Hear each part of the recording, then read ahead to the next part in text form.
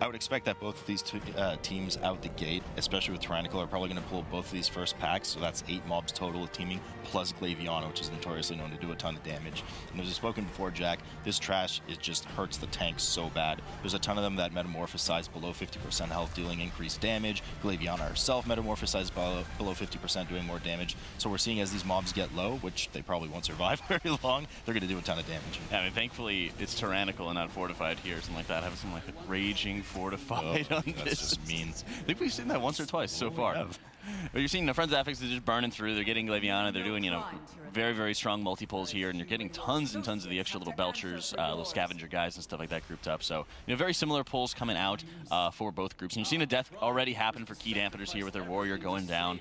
So it's it definitely is an execution thing that we keep on seeing here, and that's one thing that Key Dampeners really needs to work on reversing. It is dangerous, and some of these mobs do, especially the Emilient Fury, they actually do have a frontal cleave as part of their attack sequence. They have a single strike with one hand because they dual wield, and of course a frontal cleave with the other. So especially if they're doing more damage at lower percent, you definitely don't want to be in front of those mobs. Myrmidon's now being introduced, of course, on Friends with Affixes, one of the Naga mobs. It does have a frontal cone that does silence, so the tank has to make sure to point them away from the healers, and of course the healers needs to make sure to move out of the way as well. You're seeing, positioning is such a huge factor here, of knowing where your tank is going to be going, how he's dragging, how he's facing all the mobs together, and that's actually one of the nicest things as a healer, that whenever I'm watching how the tank is moving around, it's actually really nice when you have these larger mobs, you can get a better idea of where everybody is facing, because sometimes it can kind of get lost in the mix. Sure, so they're moving up now to the last pack, Friends with Affixes that is. There is one patrol here of 2, followed by a pack of 5, and of course another 2 around the corner prior to going to the first boss, Tirathon. There are some very dangerous mobs in these packs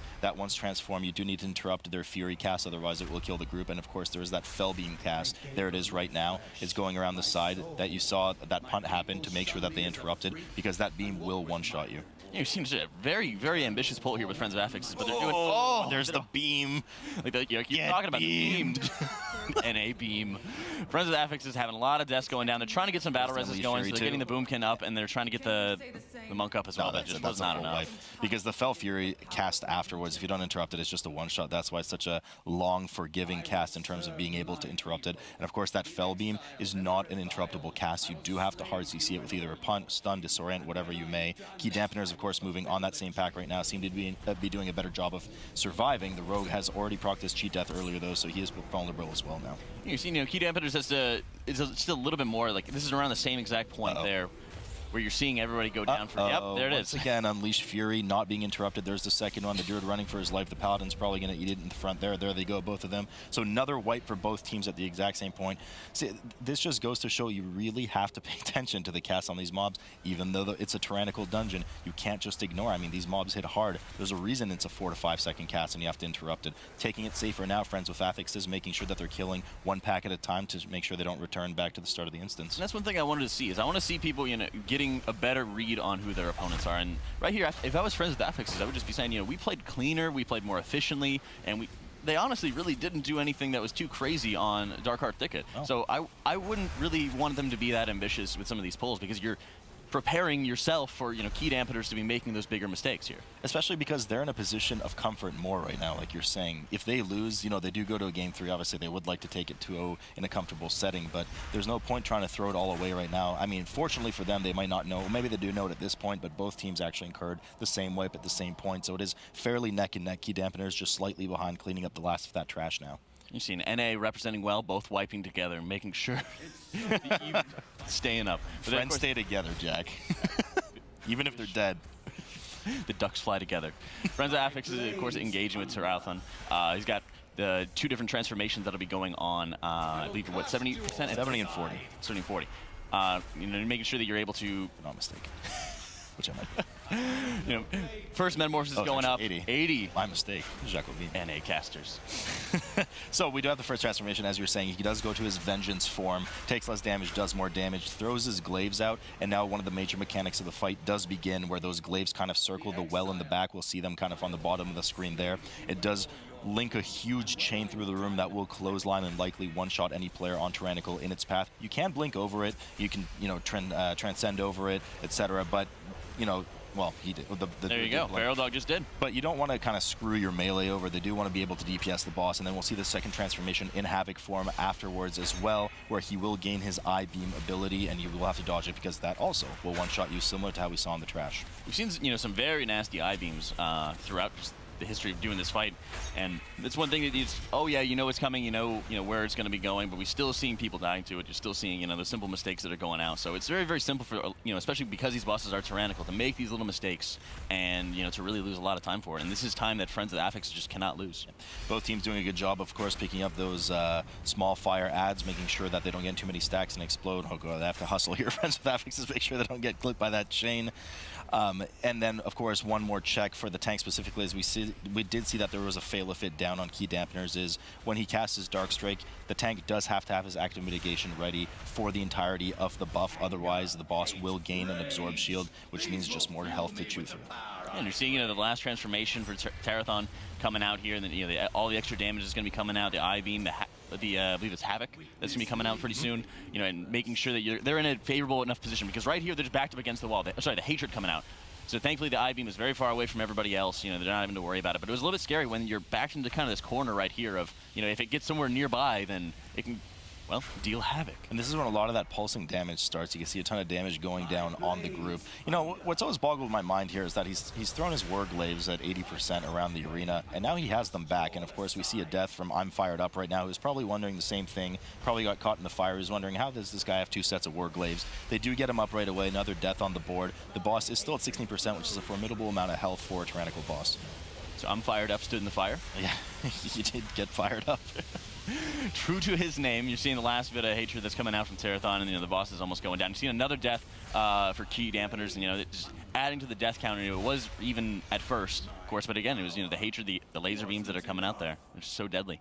Yeah, and all this is going to tag on, and not just the plus 5 seconds at the end, but now that's just the battle res down the drain for another 10-minute timer.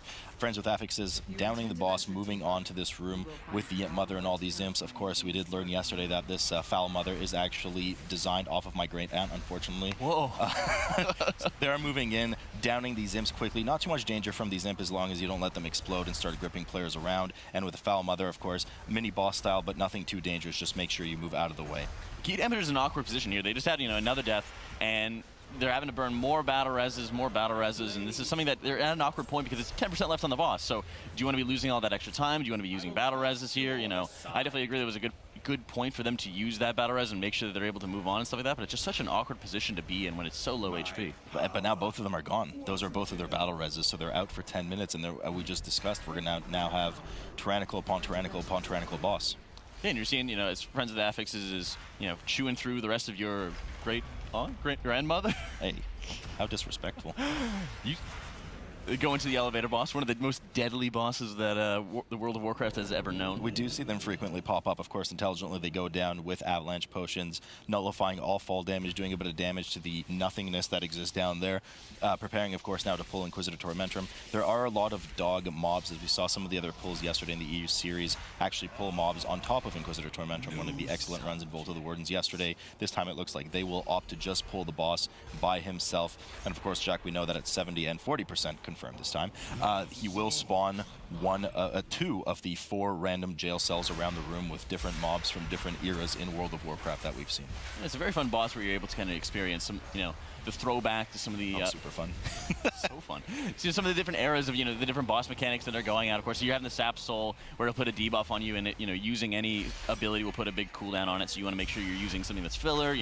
As a priest, it's just nice to just, purge, and then he just puts that on cooldown. You don't even have to worry about it. But you're seeing here, Friends of the Affixes, going with just the line of sight strategy, so they're getting, standing against the walls, they're getting everything headed towards them. That way they're only facing one direction for the eyeballs that are coming into them, and that they're not going to get disoriented. All the mobs are going to get stacked up together because, again, like you said, you don't have any kind of big grip out of the DK. Exactly, yeah, that's the point I wanted to make as well. Without the Death Knight here, not necessarily blood, but just having a grip period, it's easier to stack these mobs that just kind of spread out in a triangle once they come out of the jail. So you are seeing both teams kind of move towards, we'll see in a moment, Key Dampeners as well. I assume they will do the same thing, provide that LOS for these casting mobs to come in while they DPS the boss up here. Of course, that's not as efficient as just being at the jail ready to cleave them down right away instead of waiting for the mobs to come to you. So they do a bit of efficiency there, but it is even on both teams in that sense as they are both doing that strat. So chewing through here, of course, Inquisitor Tormentum, one of the most irritating abilities and probably one of the reasons why this boss is so not liked is Sap's Soul ability, which of course debuffs players, and their next cast ability will then occur an increased cooldown of, I believe, 10 seconds, if I'm not mistaken. So you have to be careful to bait the next ability properly, usually one that either procs frequently or one that you don't really need for the encounter. And you're seeing here that they're just getting a little bit extra damage out when they can for the line of sight, and they're actually opening, I believe it's the Mogu Cavern here. So, it gives you that extra throwback of going into Mogushen vaults and having any of the Quillin that you have to be dispelling all the debuffs so you're not getting frozen and slowed just ridiculous amounts. And of course, with that Quillin coming out, the dog-like creature, we now do know who let the dogs out. It was actually Inquisitor Tormentum. He let him out of his cage. They'll be finishing off the last of the pack here. After this point, oh, they accidentally did pull one of the dogs on the side, perhaps intentional for a bit of percentage, but we do know that these fell hounds along the top balconies do pat around, so it's possible that the perhaps likely Starfall clipped it. Who knows what it may have been. So they'll have to deal with that on the side. Luckily, there's no bolstering or anything that would hit the boss and buff him further. And at this point, after you're done with the last cage, you just DPS the boss down. And it's a very simple strat here, nice NA strat that they're able to take advantage of. And it really makes it a lot easier, so you don't even have to worry about, getting all the mobs together and having people spread out, having to always kind of pivot your character so that when the eye beams are channeling into you, you're not worried about getting disoriented or anything like that. So, it's a very, very clean way to do this, and this is what I want to be seeing out of Friends of Affixes, just clean execution all the way through, because when they are doing that, when they're playing, to the best of their ability here, they're really just showing as a stronger team than Dampeners so far. Yeah, I'm surprised again. We talked about this, Jack. You and I keep harping on this, but again, they didn't move the boss into a good position. They're completely opposite of where they need to go. Look at all this travel time that they lose. I mean, I know people at home are watching right now. They're like, "Oh, Sloot, that's just like 4 or 5 seconds." But was how close some of the matches we've seen be. 4 or 5 seconds adds up a lot when you keep doing that boss to boss.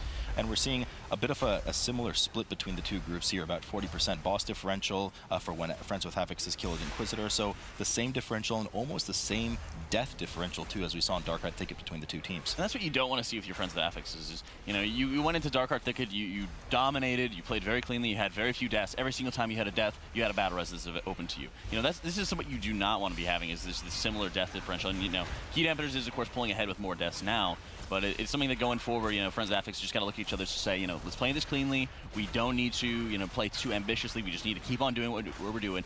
Make Dampeners take the big risks here.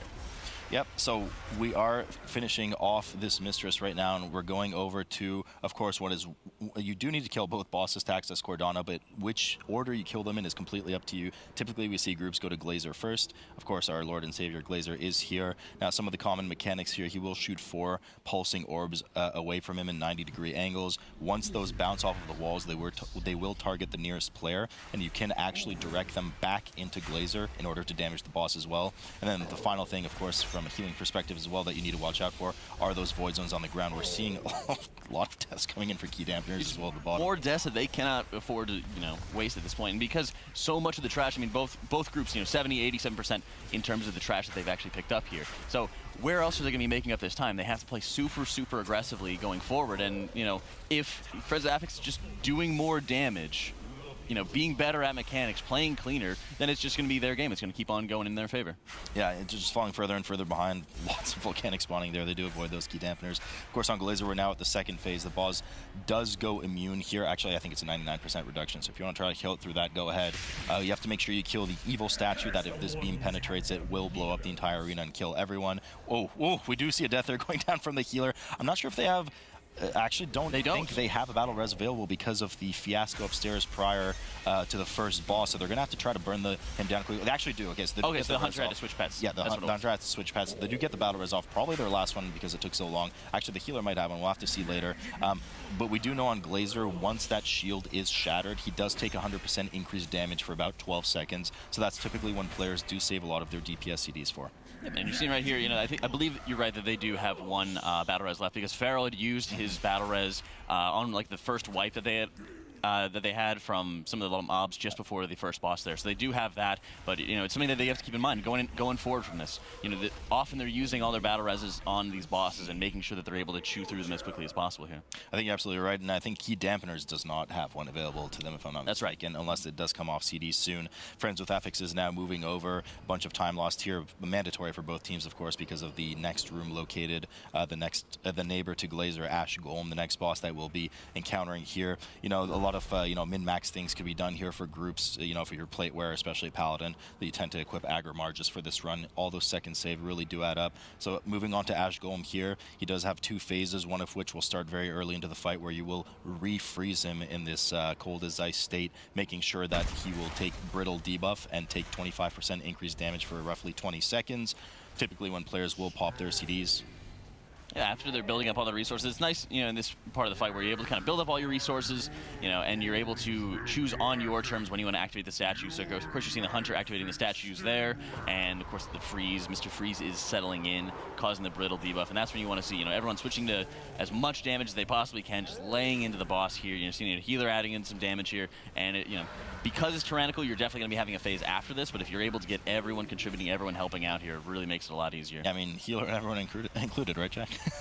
Right. So they're going to be DPSing down. Once that brittle does shatter, he is going to start doing his normal mechanics, some of which happened very early in the fight, spawning some of these ads that you just saw, the fire ad in the front corner.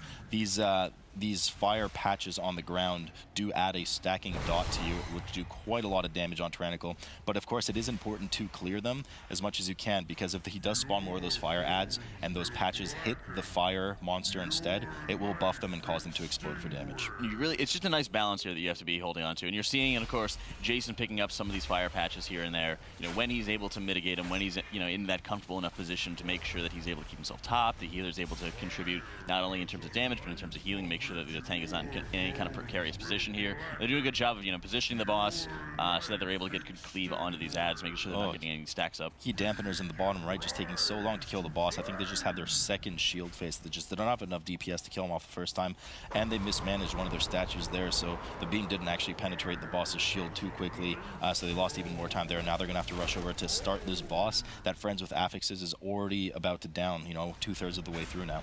And it's a scary thing. I mean, Vim going down, of course, and they do have their battle res coming out from the rest of Druid there, so it's very, very nice that they're able to kind of partition out their battle reses when they need them. It's nice being able to have 3 for the... It's nice being able to have 3, exactly. And it's one thing that we're going to be seeing going forward is just, so many of these groups having the battle res, being able to make up these quick mistakes and things like that is just so strong, because, it's something you kind of have to expect, is that you're going to be having these deaths, sometimes needlessly, sometimes not, where you just want to be able to recover very easily from it. And of course, Ash Golem is almost down. It's gonna take a bit. Key Dampeners just now starting with Ash Golem. They'll have their first freeze phase in a moment. I mean, at this point, there is that dark phase leading downstairs, but up to that point, we'll have the Jailer. They'll have to do some AoE damage downstairs, but at this point, it's who's gonna have the bigger single target damage for the most part. They'll likely have to kill the Jailer unless they skip him. We'll have to see. They have to deal with Cordana, and of course, Key Dampeners still have to deal with Ash Golems. There's so much health, single target for these tyrannical bosses. Do you think the Friends of Affixes is gonna need the Jailer at all, actually? It depends what they want to kill downstairs. Do they need it? No, but then they have to kill some more things downstairs. Do they want to skip more things downstairs? Then yeah, they'll probably need to kill it. Of course, we do know the efficiency of just dealing with one big mob is not as much as just going downstairs, pulling a bunch of things together and cleaving them down. So likely they will skip it. Looks like that's exactly what they're opting to do. Looks like they use their invis pods here, actually. Yep, and you're seeing they're not afraid to be using these invis pots, and it's something that we haven't been seeing tons and tons of from each region. But actually. Looks like the monk is going down. I believe he had, a dot on him or something. Yeah, he's just monkeying around. So I guess he'll have to res it in a second. But the thing is, they'll have to wait for the healer to come back up, cast that res, because I think the healer was actually on their way down to the elevator. So the monk is now back up. They're getting ready to go down. Wouldn't be shocked to see Avalanche Potion used again down here. They have good RNG on the elevator, making sure that, yeah, of course, down they come. The light has already been obtained for usually the tank that picks it up, at least in this lower portion, to make sure that they can kind of lead the charge on where they need to go and which monsters they need to reveal downstairs. It'll be interesting to see. I mean, we've talked about how their positioning of not being able to get all the mobs in together. It'll be interesting to see, what they're going to be doing here, of being able to get all them positioned together and keep them all together. You're seeing the Ursul's Vortex going down for those at small trash pack. They're at 88%, so they still have a little bit of percent of the larger spiders that are coming out here. And of course, Ash Golem, is going down pretty quick, but they are actually just getting out of the second brittle phase and still have tons and tons of HP to chew through. Yeah, so Key Dampeners should be downing Ash Golem soon. Friends with Affixes, of course, jumping downstairs to that common spider pack, plus one of the Spirit of Vengeance. That does a ton of damage. So much warrior damage coming in, as we're accustomed to seeing often with those Arms Warrior. Just ridiculous amounts of AoE damage going out, melting those groups.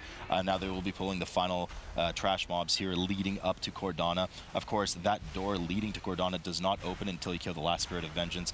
These mobs are a bit of a pain in the butt, the spirits, as they do not move. They just kind of blink to places depending on the proximity of the players. So if a non-tank is caught near the spirit, they will actually get hit and meleeed. I like how I was worried about how President Affixes was going to be able to get all the spiders grouped up and keep them all together, and then the warrior just absolutely obliterates everything here. Well, they keep their corpses together. That's right. You're seeing Feral, Feral Dog taking quite a bit of damage there from the draw in from the Brood Mother there, bringing Feral into her web. But you're seeing a very good job of them being able to keep their distance. You're seeing Feral running away from here, and as they're just moving into the last Spirit of Vengeance this year. Yeah, so there are actually 2 Brood Mothers there, if I'm not mistaken, because it is teaming. They're just kind of almost perfectly stacked. One of them did actually get out of range of the light, and these mobs do not chase you if the light is gone, so they'll have to kind of double back and DPS them a bit. Of course, the Hunter could toss up a flare. I'm not seeing one down right now to expose those mobs and be able to DPS them. They're finishing up the last mobs near the gate. There we go. There's the flare, and the Brewmaster also returns with the light just to make sure this Brood Mother goes down, after which they'll be working to cross that bridge towards Cordana. There's a very, very good mob count here with Friends of Affixes. I think they only went like a tiny % over. So it's very, very clean. And of course, they're leaving their light behind so that they're not going to get stunned as they're crossing the bridge, and now they're entering towards the final boss here. But you're seeing that, Friends of Affixes, when they start playing cleanly, they just keep on pulling ahead here. And it's just their clean execution going forward, and they're not taking any kind of unnecessary risks. I mean, think about it. 6 of their 10 deaths was from the trash pack just before the first boss. Yep. From there, they've been playing so cleanly. Yeah, no, I mean, it's like we said during that trash pack, they probably took a step back. They're like, hey guys, look, we need to keep this under control, just like we usually play, nice and clean, just like we saw in the DHT prior. Cordana, of course, being pulled momentarily. She does have 3-ish phases to her, let's say. The first one, I believe, proccing at about 75–80%. When that first mob comes down, she will disappear into the shadows, and until you kill that extra ad, it does not drop the light again. You do require that light to get her out of the shadows. Advantage here, of course, for Friends with Affixes, because the Hunter can actually flare her out immediately, regardless if the mob is dead or not. And you're seeing right here, she's about to hit that point, so everyone's getting in tightly stacked together, making sure that the mob is going to spawn right on top of them. Cordana, of course, is going to disappear, so then you're looking for where all the glaives are going to be flying out from.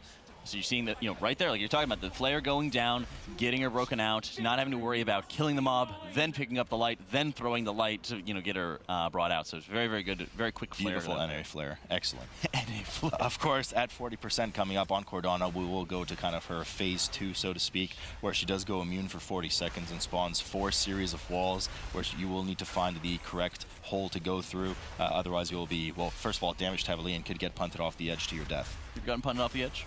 I never have done this. I've gotten punted off the edge. I've only done it for educational purposes of what not to do on this fight. Of course. Did you have a priest there to grip you? No. Oh, why didn't you bring a priest to your group? Why didn't they bring a priest? Because they're not going to get knocked off, because they're the NA pros here, not you. Of course. Sorry. That's why I'm playing you. So Key Dampeners moving in with this last trash pack in a moment. They do have one more mob that's keeping them in combat. They needed to kill it, and they'll be moving on to Cordana as well. I mean, Jack, at this point, they're behind. There's a 1 death differential. Nothing huge, 5 seconds for the moment. But Friends with Affixes just needs to wipe here to lose. I mean, it's their game to lose at the moment. And that's the position that you kind of want to be in here. You're seeing Vim with the light, and they're dropping the flare to make sure that they're seeing all the positioning here. But they're not aggressively running towards the different openings that are coming out from these mobs. They're kind of sitting back, waiting. You're seeing, hole opens up there. They kind of get themselves positioned into the middle of the room. They get positioned to where they want to be going. Then they see a second wall comes out, so they're moving back to make sure that they're able to get through both at once. One of the worst things is when you're having both teams going out at the same time. Important note, actually, flare for the longest time did work on these walls. It does not anymore. So that, I don't know if they got a memo or not. That flare on these kind of moving ghost walls does not work anymore. They were just trying to test our knowledge, of course. Moving into this last phase of Cordana, we do have the last ad that spawns. We could see it there. It always spawns in that same corner in the back left as you look at Cordana's platform zoning in. It does provide the boss with an immunity bubble, but if you do stun the ad, it will immediately drop the bubble, and you can effectively cleave both of them down together. See, here's the reason why why Friends of Affixes didn't bring Priest, because they have the Transcend from the Monk. You know, Monk gets kicked off the platform, he's able to Transcend back on. Very easy cleanup here with Friends with Affixes. Yeah, Friends with Affixes taking that one. Fairly straightforward endeavor overall. I want to say, I think, especially coming off yesterday, this series was sloppy. Like, let's just call it what it was. There was some sloppy play here. Obviously, you commented on it, Jack, that after the initial trouble, Friends with Affix kind of tightened up the graphics a little bit and just went ahead and won out. But I'm a little bit concerned going forward for, you know,